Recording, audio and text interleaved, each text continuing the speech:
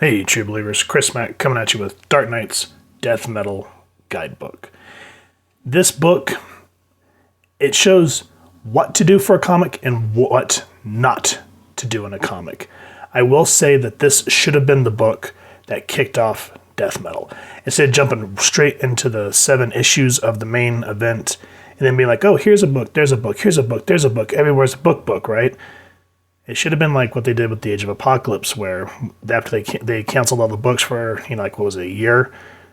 They kicked off X-Men Alpha, and then each book kind of had its own separate story, right? And then they closed off with X-Men Omega and went back to normal in X-Men Prime. This should have essentially been Death Metal Alpha, because this opens up and explains how the Earth fell. Now, there's several different backstories. Again, this should have been its own standalone book, extra-sized, and instead of having all these different stories, it should have been like one continuative narrative. Again, if you haven't read X-Men Alpha, go back and watch the review that we did on that so you can kind of get an idea of what I'm talking about. And again, another thing that bugs me is they took their time to show how the Batman Who Laugh created this metalverse, how they made it look like a bat, ha ha ha.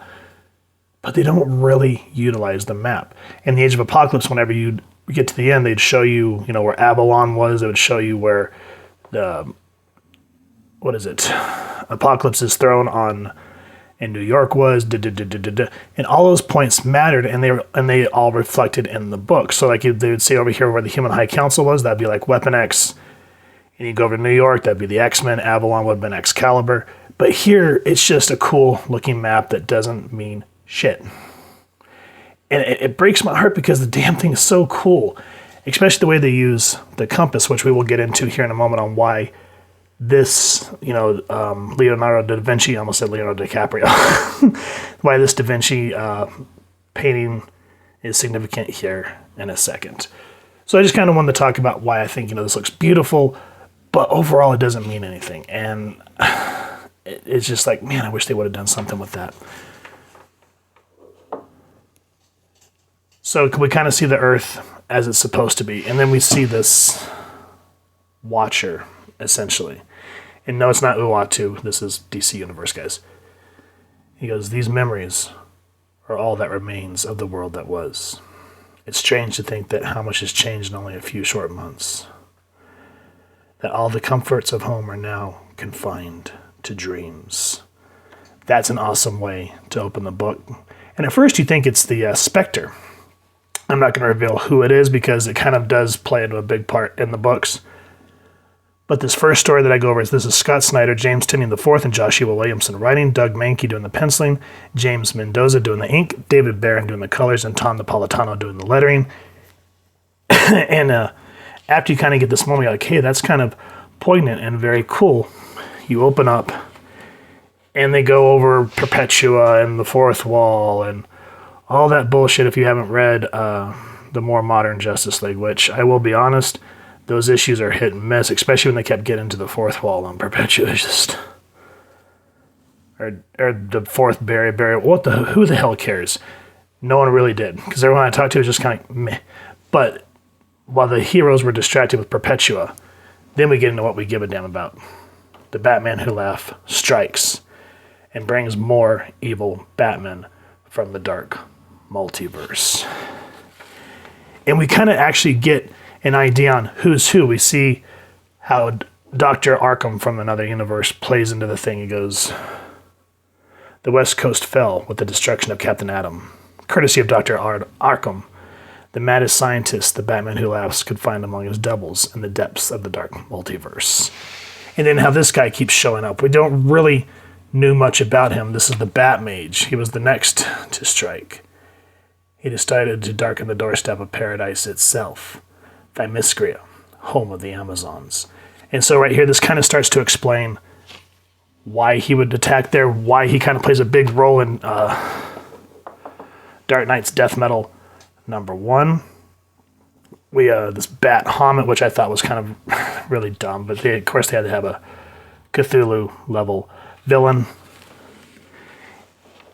And then it finally shows how Batman, was overwhelmed by this attack and how it kind of essentially blindsided him. Like, he didn't anticipate this move and how he had to abandon Gotham so that they can make a last stand. Now, what did I mean when I showed the map at the beginning and I said this symbol of Superman is important, this the Da Vinci thing? Well, Superman goes up against this Dark Father, which is Batman personified into Darkseid. And it says, the fall of Superman at the hands of the Dark Father was the last of open rebellion. A devastating blow to the morale of everyone still resisting on Earth. The battle between Perpetua and Wonder Woman had burned out the sun, but the Batman who laughs had a plan for that. He would harness the power of the Superman to feel the sun, a deadly reminder of the cost of hope under his cruel regime. So what is it when we go into Dark Knight's death metal? It's either 2 or 3, and we show Batman and all them saving Superman from the Dark Father. We understand why. Again, this should have been the book that kicked off death metal to give people points. Like, okay, they threw us into this world, we didn't know shit, and then they kind of released this book, which, if they wanted to do that, fine. But then it was like they didn't stop there. There was like 1,000 other side books where all the big stuff was happening. And this was my biggest beef when I reviewed the death metal books, is nothing significant happened in those books. Everything else was happening in the tie-ins. And when you do that, I've said this 1,000 times before, and I'm pretty sure you guys are sick of hearing it, but it deflates your main event book. Like, I got more excited reading this than I did all 7 issues of death metal. Now, if you go back, I got excited reading all the issues of the original Metal, and then I enjoyed the tie-ins because it enhanced the main story. And I think that's where they kind of forgot with this, and I think it's because DC got greedy. Now, speaking of greedy, I don't want to give any more of this main story away. It just shows here how Wonder Woman kind of became the jailer of Themyscira and how she gave it up. Why? Read the book. Same with Aquaman. And then we kind of go into the a side story of Harley Quinn. Now, this story broke my heart because this is Chip Zdarsky writing. This is K.R. Randolph artist, Emilia Lopez colors, and Dave Sharp doing the lettering. And the artwork's exquisite. And if you've gone back and read the latter half of Zdarsky's Peter Parker, the Your Friendly Neighborhood Spider-Man, and his Daredevil run, oh my god, those are like art. Essentially, the way he writes those with all the emotion in them, superb books.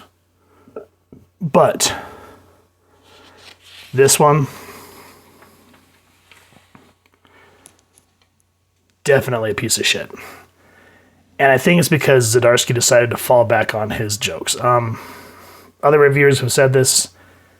Zdarsky can kind of be funny when he just kind of makes a quip here or there, but when it's a whole book, like if you look at the first half of his the Friendly Neighborhood Spider-Man that he wrote, everybody hated it because he was doing those quip jokes, and they were fucking horrible.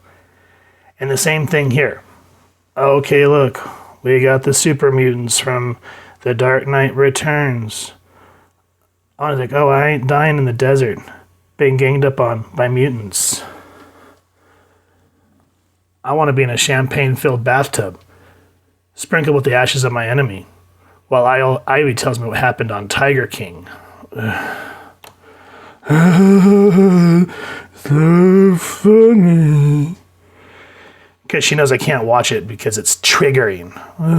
She said buzzwords.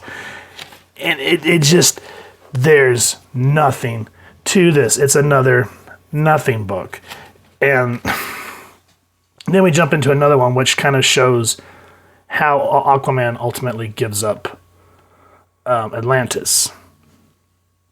This one was kind of interesting, and the artwork reminds me of something you'd see like in a very kind of pulp fiction-y style book, like the comic series that we're going over right now, the Strongbox, the Big Back Book of Boone, and he has kind of sci-fi detective noir horror. the artwork works for it. I mean, some of the more heavier strokes, I feel kind of give it away, but it kind of gives that sort of B horror film. And I'm okay with that. But in between the greatness that was the first part of this book, the lameness of Zdarsky, and then we get this, it just, the tone of the whole book just feels all over the place. That's why when you want to do something like this, I would really say stick with one writer. And then when we get into the tie-in books or whatever, you can have whoever, but you know, you're still reeling from how the Batman Who Laughs took over the Earth. And then you get horrible Harley Quinn jokes. And then we kind of get this more Ernest Hemingway feeling horror book, which by itself would have been great, but it feels out of place. And then this was a surprise. So we kind of get into Themyscira. Yep. And we see how Ivy wants to escape. The artwork, fan-freaking-tastic. Like when you look at it, if you go back and look at our review we did of the original House of Secrets, the first appearance of Aquaman, of Swamp Thing, this artwork to me feels like it's in that same vein. And just absolutely gorgeous. And the story is on point because Ivy doesn't understand why Wonder Woman's saying you're better off in this prison that I've created. And she's like, the only truth the jailer knows is the cold darkness of the cage. Until Ivy comes to the surface. And it's a very tragic moment. And there's actually beats of like heartfelt, you know, like really like human moments. I'm just trying to think of how to pronounce that. But check this out. What weirded me out was when I saw who wrote this. It's Vita Ayala. I do not like anything by her. So seeing this, I was like, wow, there is hope for this writer. If you go back and read a lot of the stuff she's done on the new X-Men books, bleh, absolute garbage. But this was a good one. I was very surprised. And then Dan Pananosian's artwork, phenomenal, along with Luis Guerrero's colors and Fernan Delgado's lettering. Just great combination. I mean, look at that artwork. I haven't seen Ivy look that awesome in a long time. So guys, this book, overall at the end of the day, this should have been one, because I mean, if you look at how thick this thing is, this should have been a one-shot, one consecutive story that kind of went through all the different worlds, kind of like how X-Men Alpha did. You know, no lame jokes, because I mean, we all know Harley's a joke now. She's basically DC's Deadpool. No one gives a shit. So it's tragic. But yeah, if they would have maybe put like one or two writers on this book, made it like one consecutive narrative, and then they would have released this before getting into the Dark Knight Death Metal books, people would have cared, because then it would have made sense on why.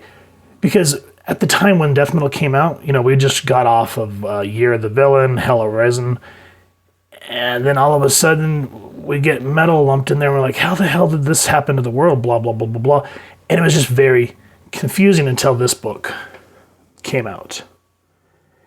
So that's just my personal opinion. I feel like this should have kicked it off. And then after Death Metal 7, I don't know. They should have done like sort of a wrap-up book on how the world gets sucked into the future state stuff, which, yeah, we're not going to talk about future state. But anyway, by itself, decent enough book. You know, what is it? 1, 2, 3, 4 stories? Is that what I said? 1, 2, 3, 4, 5. So out of 5, there is one more story. I really don't want to get into it. It's how Batman brings back Jonah Hex. And it's written by Priest, which is decent. And I'll show you some artwork real quick. I totally forgot about it. And to me, in this particular story, it's written, or the artwork, which is Eduardo Rizzo doing the art and color, and then Willie Schubert doing the letters. It's very much in the vein of Mike Mignola. So you look at this and you go look at Hellboy, you can definitely get that idea. But yeah, this book, that backstory basically shows how after the world fell, how Batman recruited and brought Jonah Hex back from the dead. It's got some really nice moments on how these two connect and how, even though they're centuries apart, they are essentially kind of the same person in terms of personality and their goals. So that was a decent story. But yeah, I enjoyed the book overall. I hope you guys have enjoyed what you've seen. If you have, please first and foremost support your local comic shop and grab a copy. If you've enjoyed this review, we really would appreciate it if you take a moment to hit like, share, and subscribe. Helps the club channel more than you can know. And if you wouldn't mind hitting that fancy little metal bell next to subscribe, that way as we continue to upload content, you guys will get notified. Come to the channel, and we love talking with you all and hearing your feedback down in the comments below or our social media pages, which I'll make sure to leave the links down in the description. So with all that said, thank you so much for stopping by. Hope you all continue to have an absolutely amazing day reading, and happy hunting, true believers.